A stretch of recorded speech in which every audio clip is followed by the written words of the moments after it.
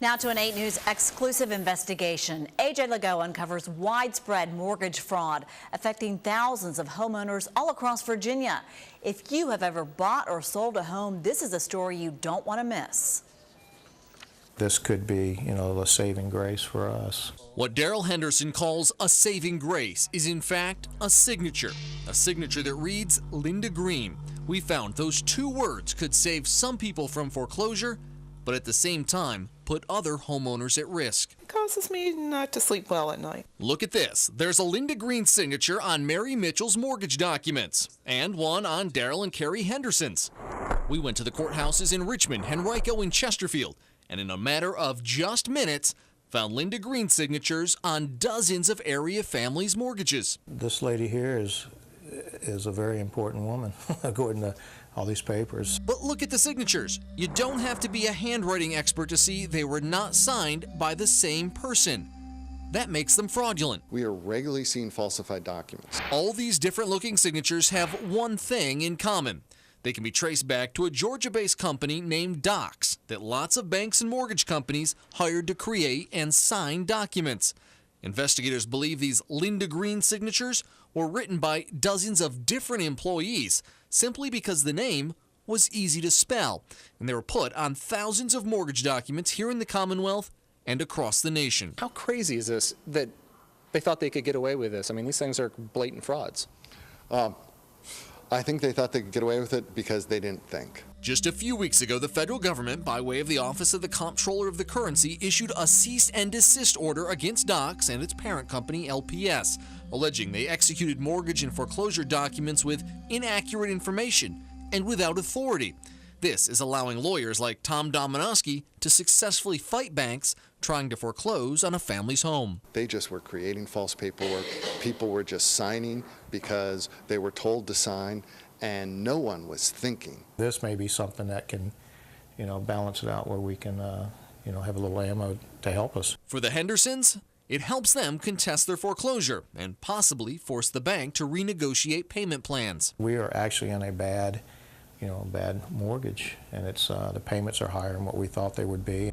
But this Linda Green signature could be bad news for homeowners who always pay their mortgage and home buyers interested in a property that has one of the bogus John Hancocks in its document history. Come up downstream when someone tries to sell the house and they find that the purchaser can't get financing because a title insurance company won't insure the title because of defects. Leaving homeowners like Mary Mitchell, who've done everything right, with a lot of questions about the future. What do you do now? I don't know. I simply don't know. No one knows just how many homes this problem affects here in Virginia. As I said earlier, we found dozens of the fake signatures in just a few minutes of searching. Well, tomorrow on 8 News, Attorney General Ken Cuccinelli reacts to our investigation as we ask if the banks behind these fraudulent mortgage papers need to be held responsible. Absolutely.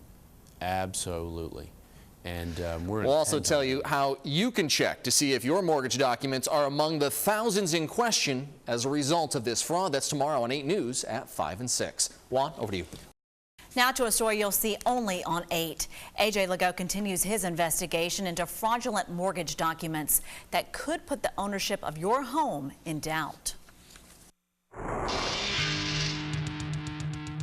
The fraud is almost unparalleled. Signatures buried in mortgage documents that are a ticking time bomb for thousands of Virginia homeowners. I had no idea that anything of this nature was going on. It's a mortgage signature nightmare that's caught the attention of Virginia Attorney General Ken Cuccinelli. we've been in the thick of the discussion about how to address this. Here's the issue. Take a look at Chesterfield couple Daryl and Carrie Henderson's mortgage documents. See the signature at the bottom that reads Linda Green? This lady here is a very important woman, according to all these papers. And this signature on Mary Mitchell's documents? And these on mortgage after mortgage that we found registered in metro area courthouses.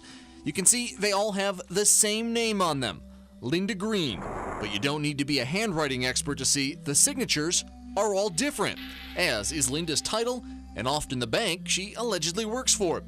It's a prime example of a shady business practice called robo-signing. Those folks aren't following our process, our legal process. All these different looking signatures have one thing in common. They can be traced back to a Georgia-based company named Docs that lots of America's biggest banks and mortgage companies hired to create and sign documents. Attorney General Cuccinelli tells me he can't address a specific investigation, but he has a lot to say about robo-signing in general. They were looking for speed, I think, at certain points in time, obviously at the expense of other things like honesty and following the law. Investigators believe these Linda Green signatures were written by dozens of different employees and put on thousands of mortgage documents here in the Commonwealth and across the nation, simply because the name was easy to spell.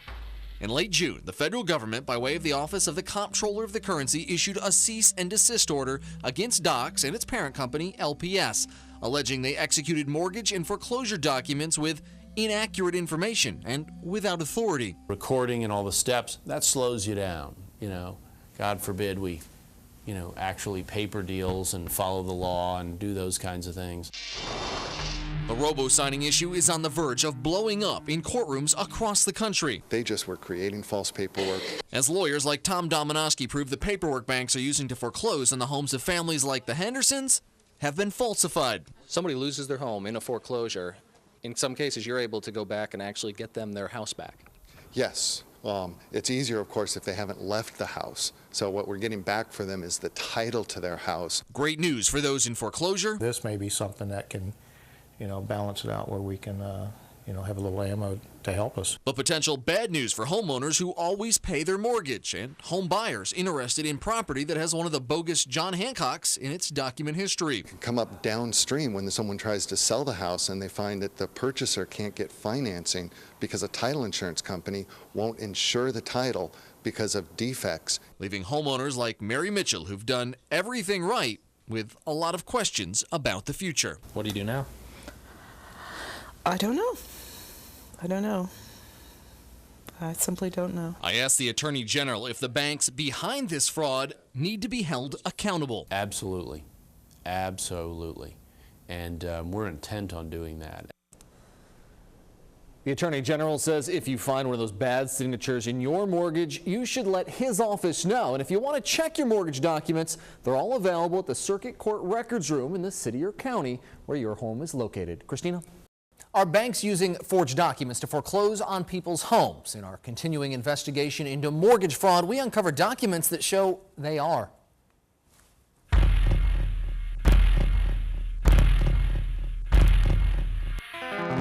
Grand theft house. That's just what John White says he's the victim of. That's what grand theft is. The White family's home is in foreclosure, but the paperwork the bank is using has some glaring problems. I went down and I pulled records and I just see this false document. The Whites are not alone in questioning the validity of paperwork banks have filed on thousands of home sales, refinancings, and foreclosures here in Virginia. What has been perpetrated upon the American community is an injustice by our financial institutions. Part of that injustice is blatantly falsified legal documents. Take a look at the signature on this mortgage document filed in Chesterfield County.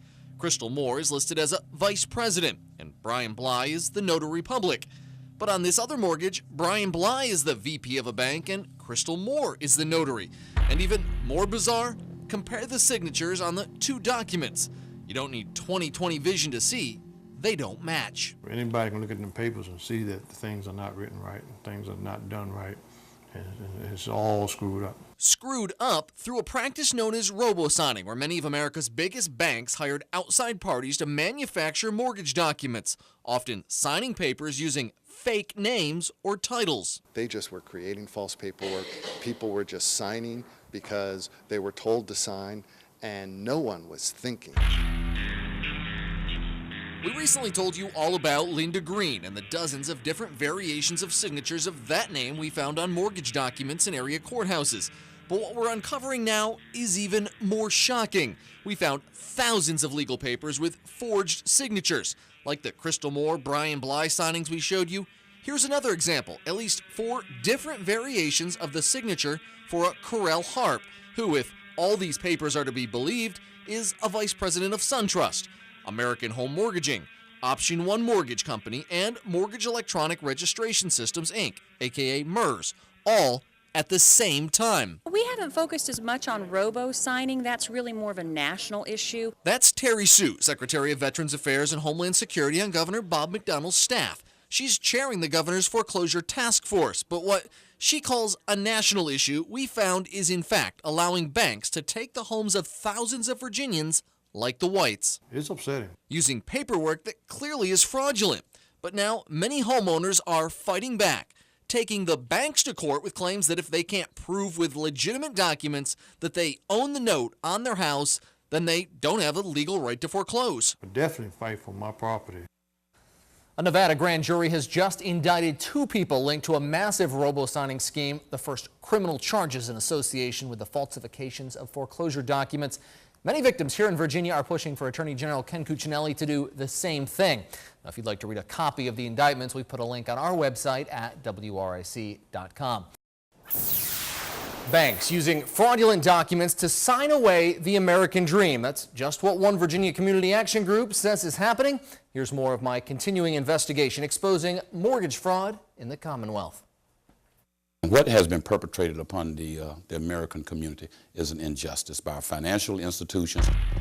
The injustice this minister is talking about? Forged signatures and fraudulent documents being used by many of the nation's banks and mortgage lenders to put families like the Whites They still told us, okay, we can't give you the loan modification. out of their homes. But we're putting a face to this crisis because what has been left behind as a result of this crisis are families. Throughout our investigation, we've shown you the suspect documents we've uncovered in area courthouses.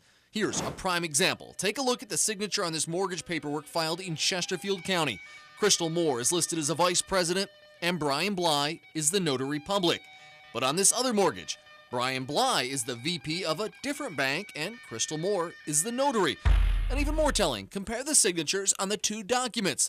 There's no way the same person signed both. They're really quite obvious to the naked eye. Now, for the first time in Virginia, research has been done to determine just how extensive this fraudulent paperwork fiasco goes. We trained and that we organized to come together and at least pull these documents and examine what it appeared nobody else in our jurisdiction was examining. Community Action Group Voice for Justice organized citizen investigators to work with Prince William County's court clerk.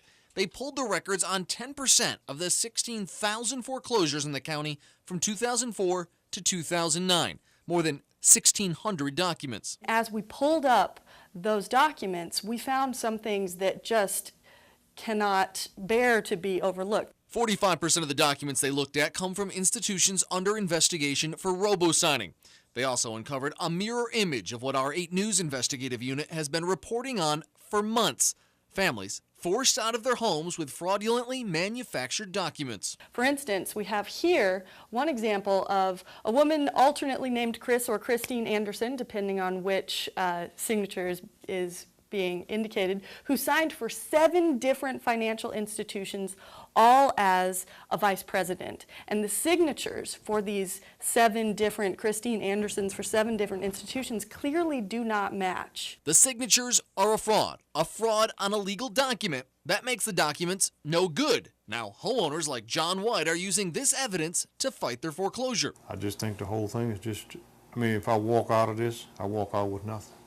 So I'll definitely fight for my property. There are numerous investigations into robo-signing being done on the federal level and also by states' attorney generals. But while those investigations drag on, The bottom line, we are seeing the devastation. the ministers who make up the leadership of Voice for Justice say their communities are being devastated as family after family loses their home. What we have now instead of home ownership is prostitution.